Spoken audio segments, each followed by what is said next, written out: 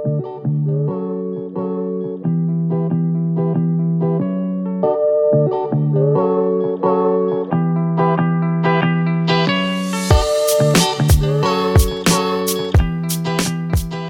up, YouTube? Happy New Year. Happy New Year. We're back with another video. We took about a week and a half off getting our things together, but this year we're gonna start with the Galaxy Note 10, a phone that came out in late summer 2019. How do you feel about the phone, the design? It's massive. This phone it's huge. Like, you open the box, you see this giant slab of glass. Beautiful screen, but it's a very nice canvas for the pen. That's why it's so big. 6.8 inches. Very comfortable to hold. The weight is distributed nicely across the phone, so it doesn't feel that heavy, even though it is kind of heavy, but it doesn't feel that heavy. How did you feel about it? I mean, we're gonna get to the display later, but it looks like something that it's not supposed to be out. It is to me. Like it's the way it looks is beautiful. It's a beautiful phone. I think there's like a honeymoon phase with this phone. Yeah. Like you're taken back by the fact that it's so big, and the screen is so bright, and the resolution is crisp, and the colors are so vibrant. But once you start using it on a day-to-day basis, I think that size starts to wear on you. It does. Like, it's just not, well, to me at least, it's just not comfortable to use as an everyday phone for many reasons. Like, one of them, first of all, I really disliked the button placements on this phone. Like, I don't know why Samsung chose to put the volume rockers on the left side, and on top of that, they're kind of high.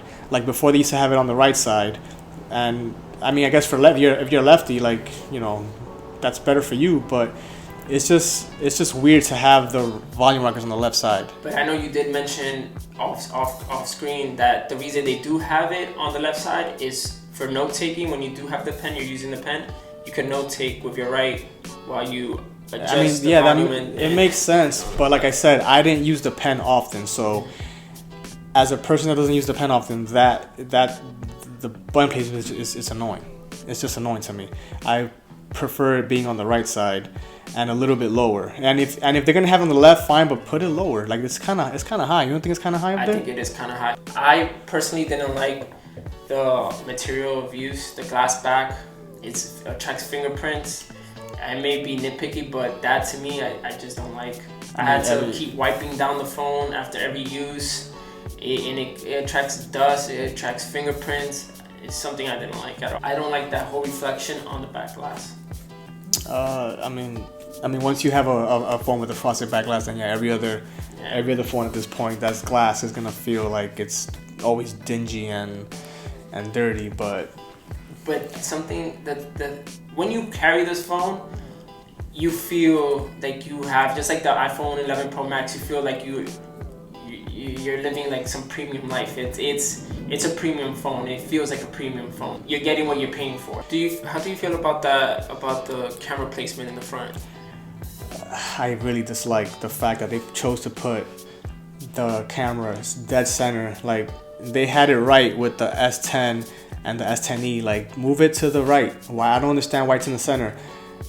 I mean, probably because the internals, probably the pen is in the way, or the battery, or the way the battery is. So hopefully for next year they can find a way to move it over again, because when you're watching a video, it's hard to hide that punch hole. Like on the S10e or S10, you can just flip the phone over and have it on the bottom right corner, or the top right or the top left corner. But in the center, like, I really didn't like that they did that. Do you feel like after a while do you get used to it and it becomes less distracted?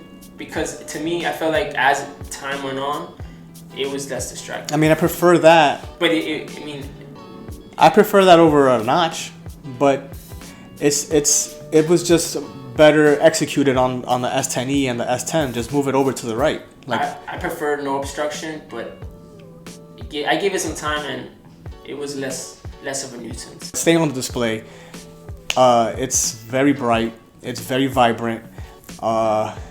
It's it's huge. Like, I don't know how to describe it. It's probably their best display ever.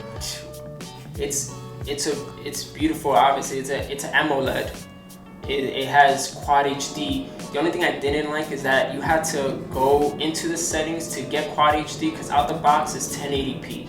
And for somebody that's not tech savvy, they wouldn't know how to get the most out of the display, Right. unless you go into the setting to activate Quad HD. They wouldn't be taking full advantage of the screen because yeah, I understand. Yeah, that's true. Another thing I like about the screen is that it's not oversaturated. Previous Galaxy phones have always been oversaturated, and I don't like oversaturation. They have a natural color setting which is pleasing to the eye. Like those really bright reds and really bright greens that they used to have they weren't nice to look at, and this phone was actually nice to look at. It's very amazing to look at, and especially with all that real estate, it makes everything look way. I think this is the best display I've ever seen on a phone. It's not my favorite. I say that for a couple reasons. Is it the color tone? No, it's the waterfall. Waterfall? I don't like when you're watching a video, it distorts the image up top and the bottom. I don't like that, and that's one. And two, the fake palm detection when you're holding the phone and your palm is on the side. I mean, they've gotten better with it, but if you're holding the phone a certain way and your palm is touching that edge, it won't read your finger. So it's like I prefer.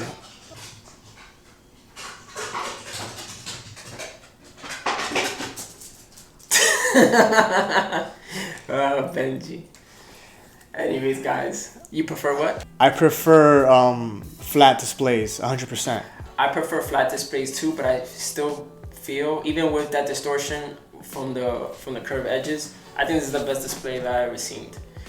And it doesn't have 90 hertz like the Pixel 4 XL, but it's still beautiful. So you prefer this display over the iPhone 11 Pro Max? Yes. And the Pixel 4 XL? Yes. It's beautiful, bro. I prefer it. It's a beautiful display. It's a beautiful display, but it's not my favorite. I still prefer the 11 Pro Max. I still prefer the 11 Pro Max and the Pixel 4 XL. Not only because they're flat displays, but also because I feel like they have better colors, and they're also sharper. Like the fact that they're smaller, they have a higher pixel density. So let's talk about the battery. All right. When it came to the battery, I feel like this is an all-day phone. 10 hours of battery life, and it also includes a fast charger in the box. They also have a super fast charger, which I don't understand why Samsung wouldn't include this in the box. You're paying $1,100 for a phone, and that's the starting price. You should include that super fast charger that charges your phone in 30 minutes, and that's from 0 to 100. With the regular charger that it brings, it charges from 0 to 100 in 70 minutes. I don't understand why would you include that in the box. First off, I wasn't getting 10 hours. I was getting like 7 or 8. But it's still an all day. It's still an all day phone. You know, like not everybody's not gonna beat up their phone like I do, but it's still 8 hours is still good. I was satisfied with 8 hours. The fast charger, it should come in the box. They're taking a page out of Apple's book, but it still lasts you a full day. So I didn't really have complaints about that, or having to like connect it for fast juice here and there. One thing that I did like about the battery is the power sharing. That's actually a pretty cool thing to have. I didn't use it often, but it did come in handy once or twice when my buds were low. It's nice to have. It's a good feature to have. So there's that. It's just amazing how they can fit such a big battery in such a slim design and have a pen in there. And then you have phones that don't have all these things and are a little bit thicker, like Pixel here, and they don't fit a bigger battery in there. But Samsung seems to find a way to cram all that in there with a pen and all that. So kudos to Samsung for that and giving us an all-day battery. All right, so the speakers. When it comes to the speakers, I noticed something in this phone that I had not noticed in any other phone. in our 11 Pro Max review, I spoke about the Dolby Atmos feature that the phone has, and I was calling it a stretch because they didn't really sound like they should be given that name. So what was the difference with this one? This one, I was watching a lot of trailers and some shows, and I still wouldn't call it Dolby Atmos, but they do have some kind of advanced stereo technology in here. I don't know if because of the size of the phone, but I can feel the vibrations and hear things going from left to right and right to left, like really, really well. Like it gave you some kind of surround feeling. I still wouldn't call it Dolby Atmos, but it gets really loud. Like I would put it up against my Pixel 4. It's a little louder than my Pixel 4, but my Pixel 4 doesn't have that stereo transition that this one had from left to right and right to left. So that was really impressive. Like when I first heard it, it was kind of amazing to hear. So for next year, I would like to make a wish list for Samsung for the S11 or the Note 11 Plus. Those things are: move the camera over to the right. 2, frosted glass back. 3, cut the gimmicks out of the pen. Just nobody's using those. Nobody's using the wand. Maybe keep the click to take a picture from far away, but keep the pen simple. 4, flat screen. I know that's a long shot because they that's their thing. They love these waterfall displays, but a flat screen is just, to me at least, is just better. Nobody likes distorted displays. Do you have a wish list for Samsung? I feel like they should clean up One UI, have like at least stock Android an option instead of having to have me go separate everything else from Google and Samsung.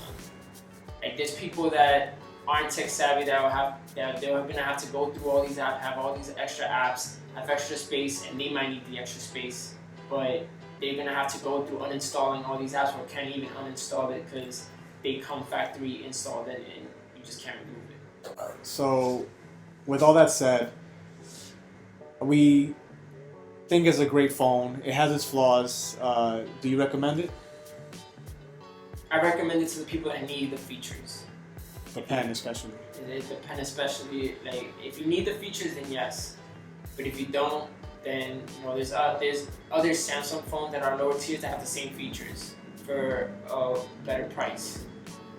I personally wouldn't pay $1,000 for any phone yet. I still have my 8 Plus and my Google Pixel 3.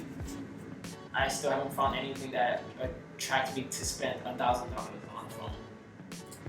I feel like if you're a loyal Note customer, I guess if you have like anything under a Note 8 or a Note 7, I mean that phone blew up, right? So then I guess you should upgrade.